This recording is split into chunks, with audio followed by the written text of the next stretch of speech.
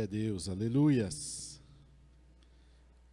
Vamos abrir as nossas Bíblias na carta aos Hebreus, no capítulo de número 4.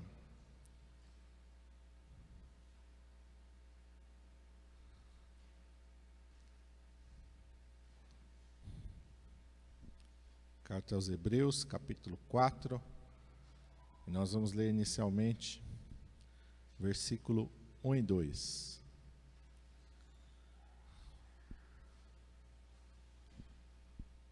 Está escrito assim: temamos, pois, que porventura, deixada a promessa de entrar no seu repouso, pareça que algum de vós fique para trás, porque também a nós foram pregadas as boas novas, como a eles.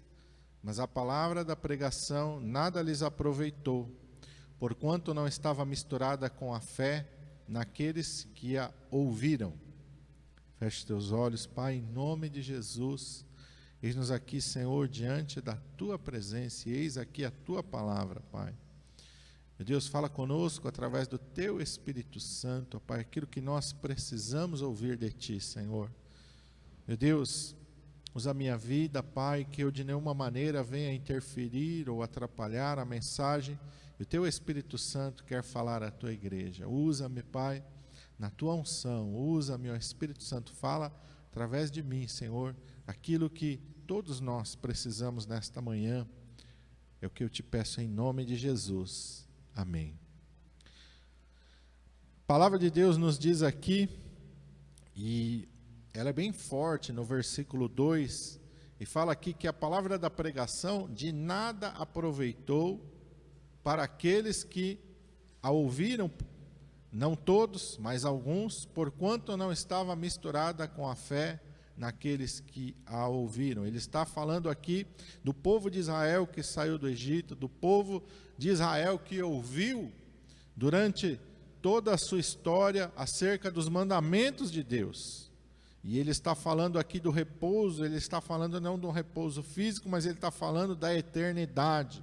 E ele fala aqui, temamos, quer dizer, tenha temor no teu coração, para que, pois que porventura, deixada a promessa de entrar no seu repouso, pareça que alguns de vós fiquem para trás, porque também a nós foram pregadas as boas novas como a eles, mas a palavra da pregação de nada lhes aproveitou. É muito forte isso. Palavra da pregação de nada lhes aproveitou, porquanto não estava misturada com fé naqueles que a ouviram. E quando a gente ouve a parábola do semeador, a gente vê que muitas pessoas ouvem a pregação, ouvem a palavra de Deus, mas não é em todos que ela vai surtir efeito. Jesus fala que alguns são como aquela pedra do caminho, que é uma terra dura em que a semente cai e por a terra estar dura, socada, pisada, a semente não tem condições de germinar naquela terra. E vem os pássaros ali, vem Satanás e arrebata aquela palavra daquele coração e não deixa a palavra produzir naquela vida. Outros são como aquela terra que é cheia de pedras, em que a semente até nasce, mas ela não tem profundidade. Por não ter profundidade, ela logo vai secar. Outra é aquela que caiu entre espinhos, e os espinhos crescendo, e a Bíblia fala, os cuidados desta vida sufocam a palavra e tornam ela infrutífera. E depois, quando os discípulos vão questionar o Senhor Jesus sobre essa parábola, explica-nos essa parábola, e Jesus fala, até vocês ainda estão sem entender, e aí ele vai explicar, e ele fala assim, acerca desta terra do caminho, essa terra de pedregais, essa terra de espinhos, são aqueles que ouviram a palavra de mau grado. Ouviram de mau grado. Não receberam a palavra como ela deveria ser recebida. E aqui, quando ele está falando também, ele não fala só para o povo de Israel, mas fala para a igreja. Se você não ouvir a palavra de Deus e não misturar ela com fé, ela não vai surtir efeito na tua vida. E o que é misturar com fé? É dar crédito à palavra de Deus. Você precisa ouvir, você precisa acreditar na palavra de Deus, acreditar que ela é a verdade. Acreditar que a palavra de Deus ela é mais verdade do que qualquer outra palavra que você possa ouvir. A palavra de Deus, ela está acima da tua concepção, ela está acima da tua bagagem, ela está acima daquilo que você tem como verdade na sua vida. A palavra de Deus é a verdade. E você precisa entender que a palavra de Deus, ela é a verdade soberana sobre todas as coisas. É uma verdade absoluta. Ela não é uma verdade parcial, ela não é uma meia-verdade, ela não pode ser que seja a verdade, ela é a verdade absoluta, e você tem que acreditar nisso. E quando a gente acredita que a palavra de Deus é a verdade, a gente ouve de bom grado, e a gente não somente ouve, mas a gente passa a praticar, a gente passa a obedecer a palavra de Deus. O nosso relacionamento com a palavra de Deus, ele se torna diferente, quando a gente mistura com fé a palavra de Deus.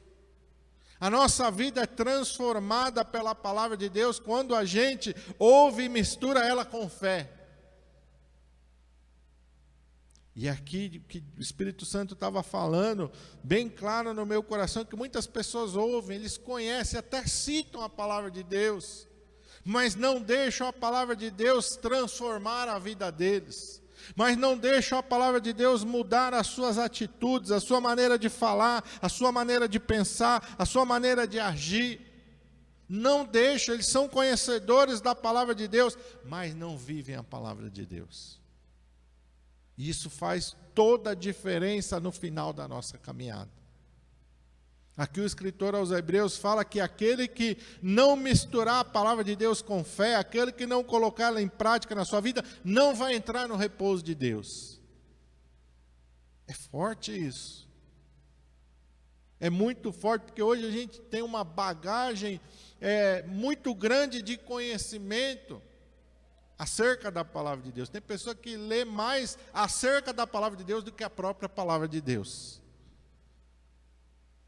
Ele conhece mais sobre a palavra de Deus do que a palavra de Deus em si. Quantas pessoas são, vamos dizer assim, teólogos, mas não lê a Bíblia.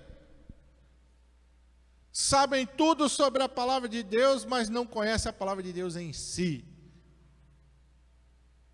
Conhecem a letra, mas não conhecem de viver. E a palavra de Deus não é aqui, não é intelecto. A palavra de Deus é uma coisa para ser praticada, para ser assimilada com o nosso coração, para ser crida e para ser vivida. Eu já muitas vezes repeti aqui, eu brinco até, quando a gente chegar na presença de Deus, não vai ter lá o Enem da salvação. 10 questões lá, ou 100 questões de conhecimento bíblico, você acertou, mais de 50% está salvo. Não é assim. Deus vai, Apocalipse fala que quando nós chegarmos na presença de Deus, e todos aqueles que viveram chegar na presença de Deus, vão se abrir livros, e cada um vai ser julgado segundo está escrito nos livros, segundo as suas obras. É o que você vive, não é o que você sabe, que Deus vai avaliar.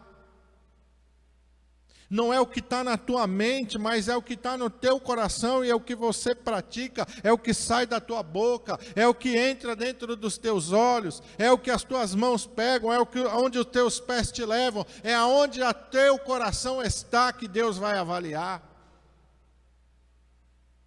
Deus não quer saber se você sabe o Salmo 23 de cor, Ele não vai pedir para você recitar, Ele quer saber se você está vivendo a realidade do Salmo 23.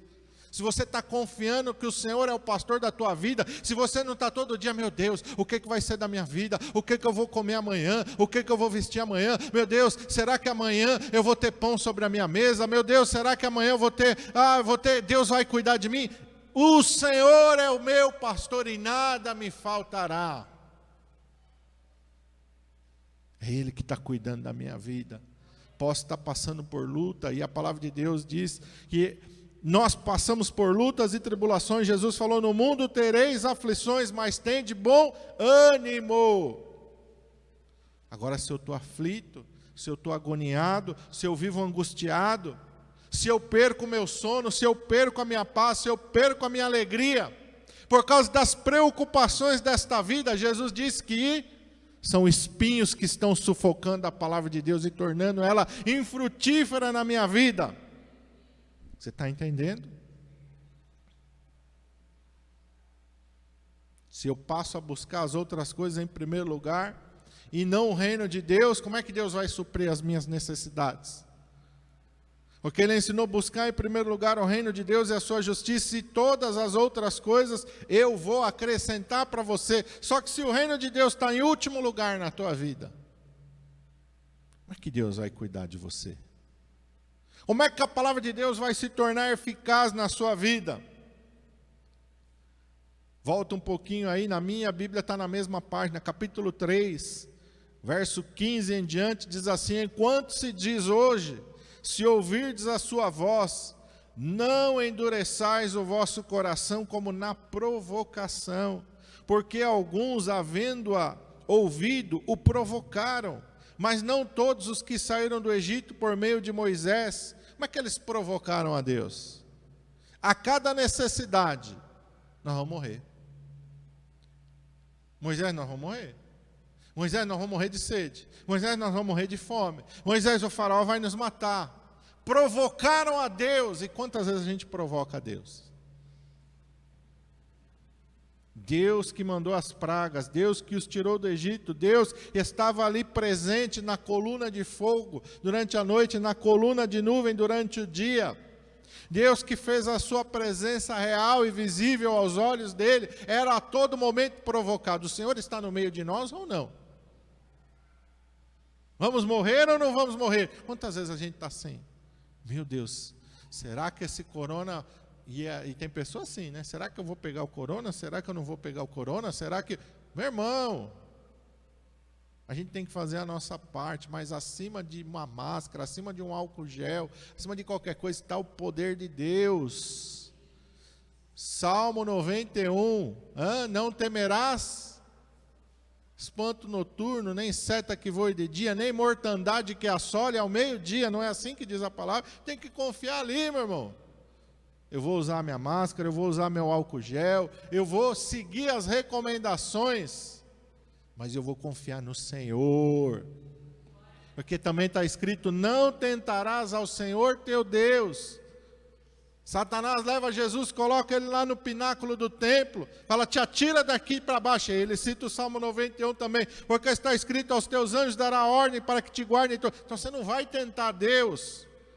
Você vai fazer a sua parte, mas você vai confiar no Senhor, que o Senhor é quem te guarda, que o Senhor, meu irmão amado, é a tua sombra, a tua direita. De dia o sol não te molestará, nem de noite a lua. Você tem que misturar a fé na palavra de Deus, porque se você andar ansioso, porque se você andar agoniado, atribulado, não tem fé no teu coração. O medo é antagônico da fé. Onde o medo está, a fé não está. Onde a preocupação, a aflição está, a fé não está. Quer um exemplo prático disso na prova? Jesus está no barco e está dormindo, a tempestade se levanta, os discípulos começam a se desesperar e a temer. Senhor, não te importa que morramos? O que Jesus fala para eles? Homens de pequena fé, por que duvidastes? Se eu estou dentro do barco, como é que vocês vão morrer? Se eu estou no barco, como é que vocês vão morrer se eu estou no barco? Me explica isso. Se o Criador do mar está dentro do barco, como é que o mar vai afundar o barco? Se o Criador do vento está dentro do barco, como é que o vento vai despedaçar o barco? Como? Aquele que sustenta todas as coisas pela palavra do seu poder. Como é? Então nós temos que ouvir a palavra e misturar ela com fé e colocá-la dentro do nosso coração. E crer na palavra de Deus e dizer: minha alma, espera em Deus. Quantas vezes Davi ministra para ele mesmo? E quantas vezes nós temos que ministrar para nós mesmos?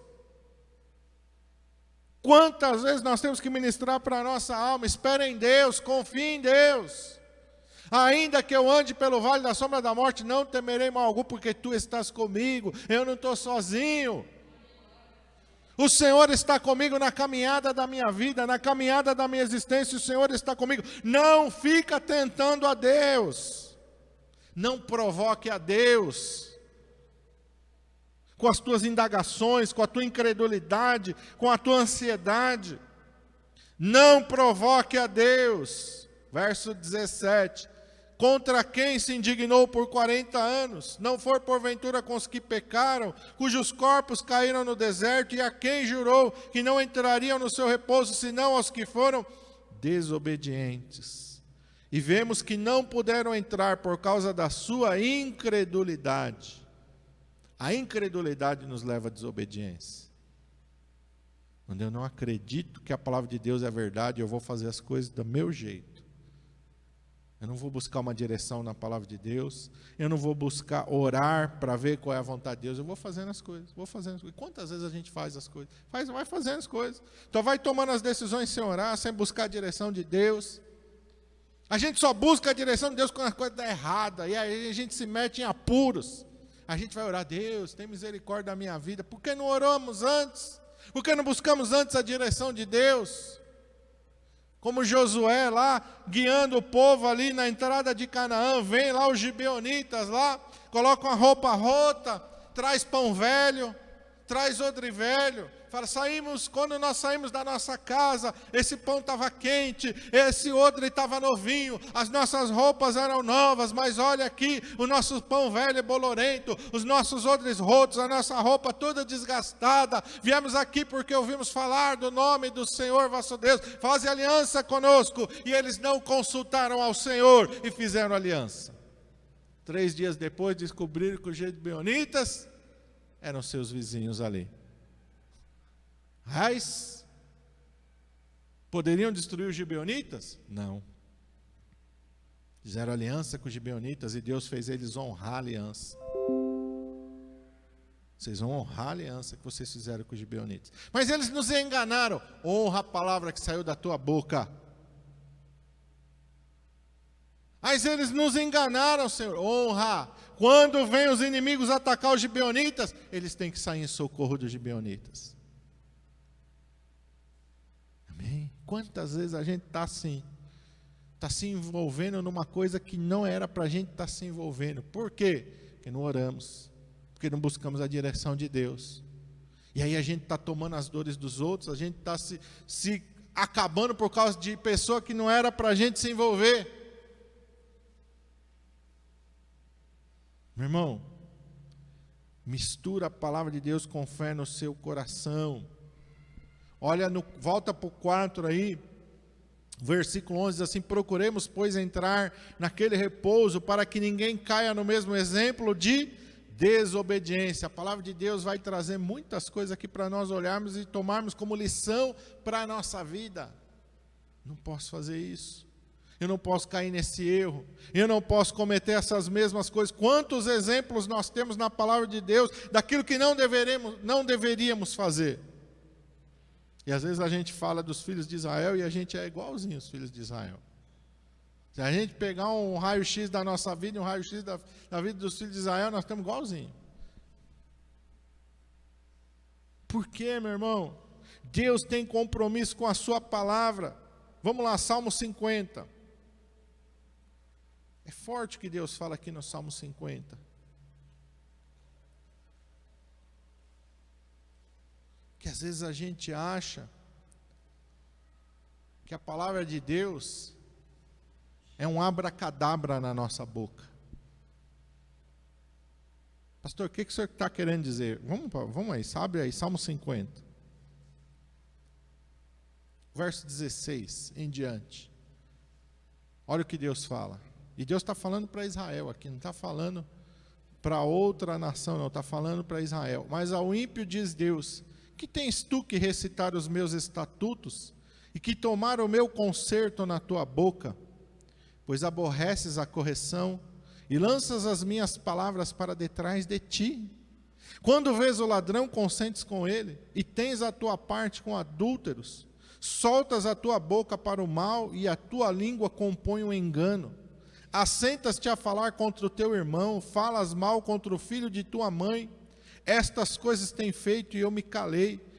Pensavas que eu era como tu, mas eu te arguirei, e em sua ordem tudo porei diante dos teus olhos. Ouvi, pois, isso vós que vos esqueceis de Deus, para que não vos faça em pedaços, sem haver quem vos livre. Aquele que me oferece sacrifício de louvor me glorificará, e aquele que bem ordena o seu caminho, eu mostrarei a minha salvação. Os versículos não são, meu irmão amado, um abracadabra na nossa boca, não. Eu tenho que obedecer a palavra, eu tenho que viver a palavra, eu tenho que me sujeitar à palavra, porque não adianta eu ficar repetindo igual papagaio, não. Se eu não sou obediente à voz de Deus, Deus não tem compromisso comigo. Quantas vezes Deus tem falado com a gente tem sido desobediente.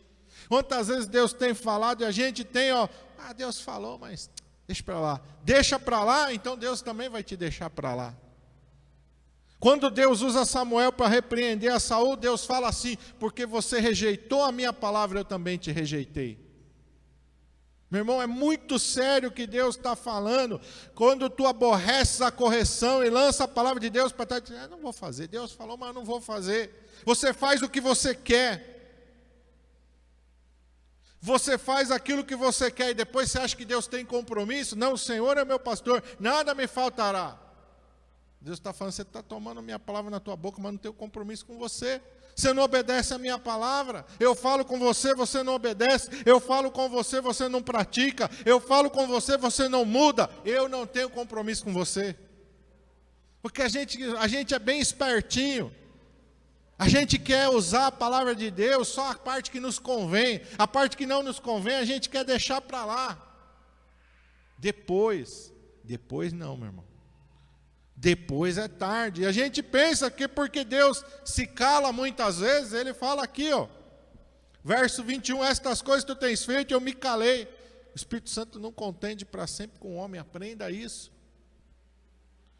Olha o exemplo de Balaão, Deus dá uma palavra, se você ficar insistindo, Ele vai deixar você fazer o que você quer. Mas a consequência você vai assumir ela sobre a tua vida. Às vezes a gente é igual Balaão, Deus dá uma palavra e a gente, será, Senhor, que é isso mesmo? Meu irmão, a palavra de Deus não volta vazia, ela é uma só, Deus falou, está falado. Obedece, aprende a ouvir e aprende a obedecer, porque Deus tem compromisso com quem tem compromisso com a sua palavra. Não é para a gente ficar recitando sem viver. Você está entendendo o que Deus está falando no versículo aqui, 16, que tens tu que recitar os meus estatutos e que tomar o meu conserto na tua boca. Não é uma palavra mágica, a palavra de Deus não é um abracadabra. Quantas pessoas, você vê até ímpio falando, sangue de Jesus tem poder, está amarrado. A pessoa não vive a palavra de Deus, você acha que isso aí muda alguma coisa na vida dele? Não muda não, irmão. Você acha que isso aí tem efeito na vida dele? Não tem, porque ele não tem compromisso com Deus. Porque ele não sabe viver a palavra, porque ele não sabe obedecer, porque ele não sabe se sujeitar. E às vezes a gente se engana, sabe por que o povo se enganou? Porque o povo estava numa congregação só caminhando para Canaã. Os rebeldes estavam na congregação, os desobedientes estavam na congregação. Aqueles que rejeitaram a vida de Moisés, o ministério de Moisés, o ministério de Arão, estavam na congregação, sim ou não? Deus expulsou eles da congregação? Não. Eles foram caminhando junto, 40 anos eles caminharam. Mas eles cruzaram o Jordão? Não. E aí é que é para a gente temer. Porque existe um Jordão para a gente cuidar, que é o Jordão da vida. E só vai cruzar o Jordão da vida para entrar na Canaã celestial, aquele que for fiel. Lembra do que Deus falou para Josué e Caleb? Porque perseverou em seguir a mim. O que é perseverar? Perseverou em obedecer a minha palavra, perseverou em crer em mim, perseverou em confiar em mim. Pega a palavra de Deus, mistura com fé. Fé é ação.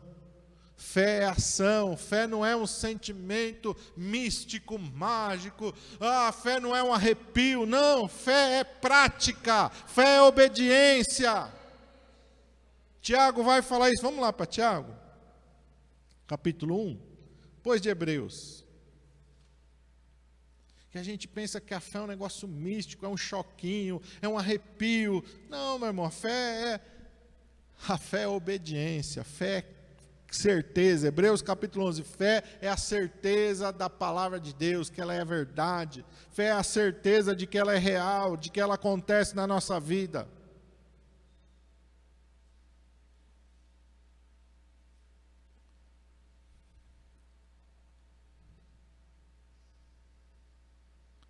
Tiago 1:22 em diante, diz assim: e sede cumpridores da palavra, e não somente ouvintes, enganando-vos com falsos discursos.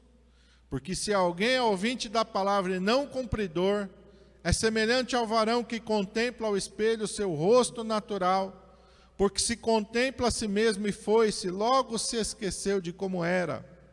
Aquele, porém, que atenta bem para a lei perfeita da liberdade, nisso persevera, não sendo ouvinte esquecido, mas fazedor da obra, este tal será bem-aventurado no seu feito. Nós não podemos ser só ouvintes da palavra, temos que ser fazedor de obra. O que é para você fazer com a palavra de Deus? Faz uma obra com a palavra de Deus. Qual é a obra que você tem que fazer com a palavra de Deus? Pratica, obedece, vive. Se você só ouvir, o que ele fala aqui? Se eu só ouvir, eu vou estar me enganando a mim mesmo com falso discurso. Eu tenho que ouvir e praticar. Ele vai falar aqui a respeito da fé. A fé sem obras é morta. Vira aí capítulo 2.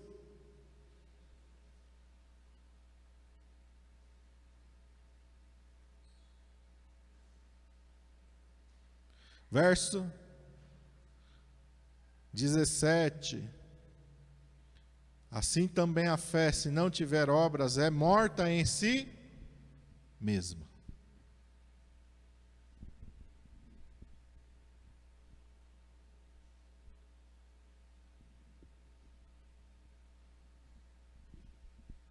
Se você conhece a palavra de Deus, mas não vive, não pratica, não obedece, a tua fé é morta. É uma fé morta. Por que uma fé morta? Porque é uma fé que não gera vida eterna dentro do teu coração. E isso é perigoso demais, irmãos. Isso é perigoso demais.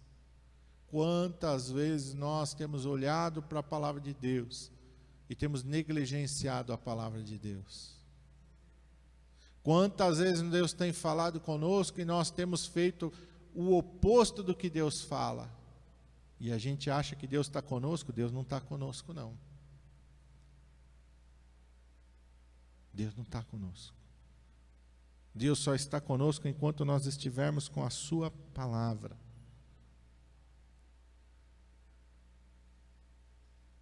Deus e a sua palavra são inseparáveis. Grava isso no teu coração. Jesus é o quê? São João capítulo 1. O que Jesus é? O verbo que se fez carne, a palavra que se tornou carne. Que palavra é essa que é Jesus? Não é uma palavra que você não conhece, não, é essa palavra aqui, ó. Jesus é o cumprimento, é a vida, é a pessoa desta palavra. E ele fala lá em São João: se me ama, quem me ama guarda a minha palavra. Não é guardar de saber de cor, não, nós já vimos isso. É guardar de viver, de praticar. Não adianta a gente dizer eu amo, Senhor, eu te amo, e estamos sendo desobedientes, estamos sendo rebeldes, não amamos a Jesus não, irmão. Nós estamos nos enganando, estamos fazendo aquilo que Tiago está falando, estamos nos enganando a nós mesmos. Quem me ama, guarda a minha palavra. Quem me ama, vive a minha palavra. Quem me ama, obedece a minha palavra. E nós precisamos ser praticantes da palavra e não somente ouvintes da palavra.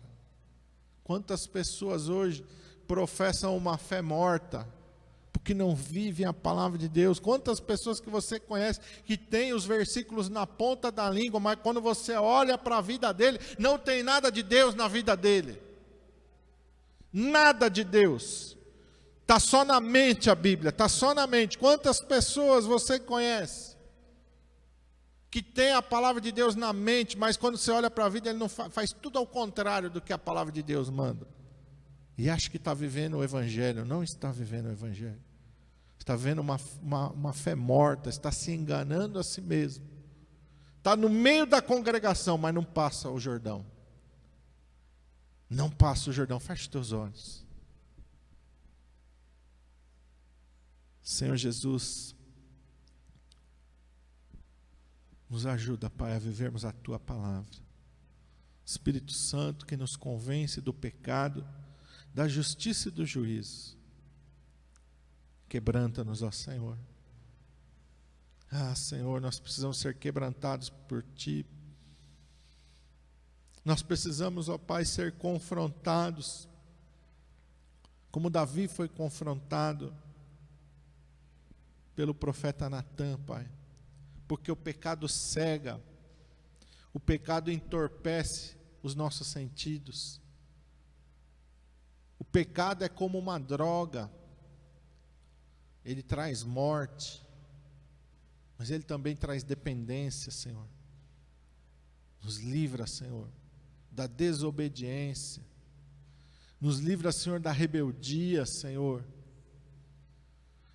Senhor Jesus, nos torna obedientes, nos torna praticantes da Tua palavra. Quantas vezes nós estamos querendo bênção na nossa vida, mas nós não estamos andando em obediência, em fidelidade. Como é que o Senhor vai nos abençoar? Como é que o Senhor vai transformar a nossa vida se a gente não acredita que a Tua palavra é a verdade? A Tua palavra está acima de qualquer coisa. E nós precisamos entender isso nos nossos dias mais do que nunca, Pai. A Tua palavra, Senhor, é eterna. As leis dos homens vêm e vão. A própria medicina, um dia ela fala que uma coisa é ruim, no outro dia ela fala que é bom. Quantas vezes a gente ouviu falar que o ovo era ruim, agora o ovo é bom. A luz do sol é ruim, agora a luz do sol é boa. Meu Deus do céu, nos ajuda, Pai. A Tua palavra, ela permanece para sempre. Ela não muda, ela não está errada, ela não é ultrapassada, ela é atual. Porque ela é eterna. Ela é eterna, essa palavra é eterna.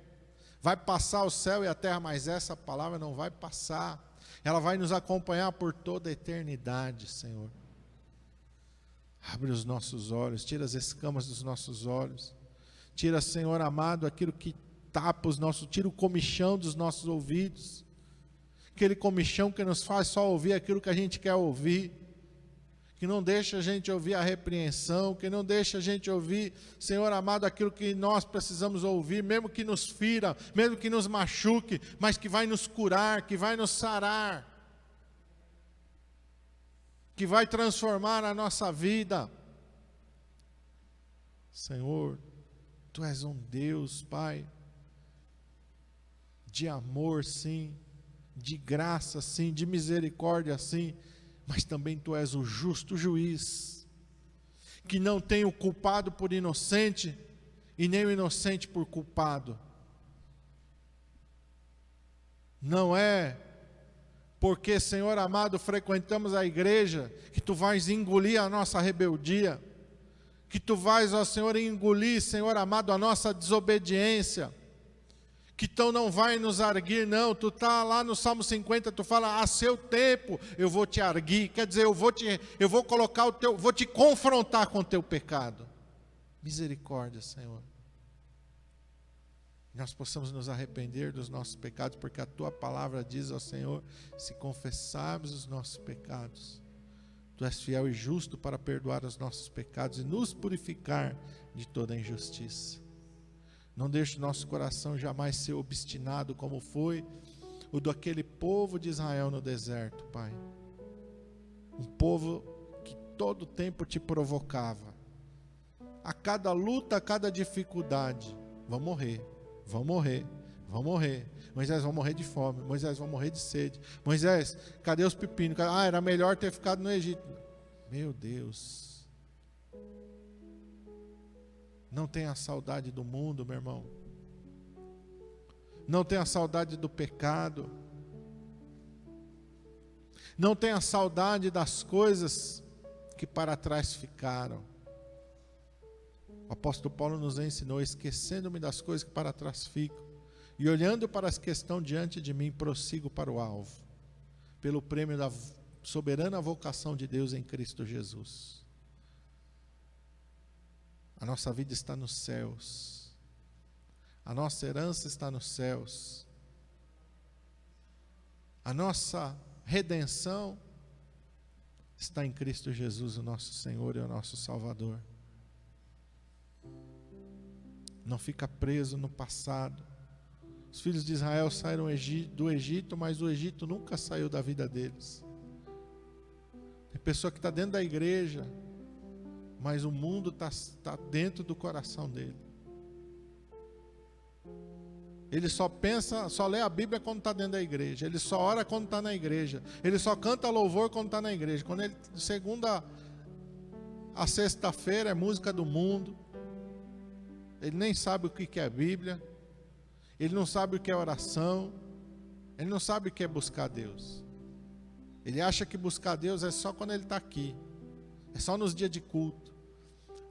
Na hora do culto é que ele vai procurar a Bíblia dele. E a oração que ele faz é só aqui.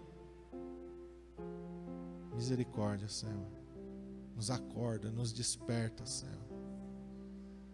Cada dia, Senhor, cada dia temos que viver na Tua presença, Pai. Tua palavra é o nosso alimento cotidiano, é o nosso maná cotidiano. A oração, Senhor amado, é a nossa comunhão diária contigo.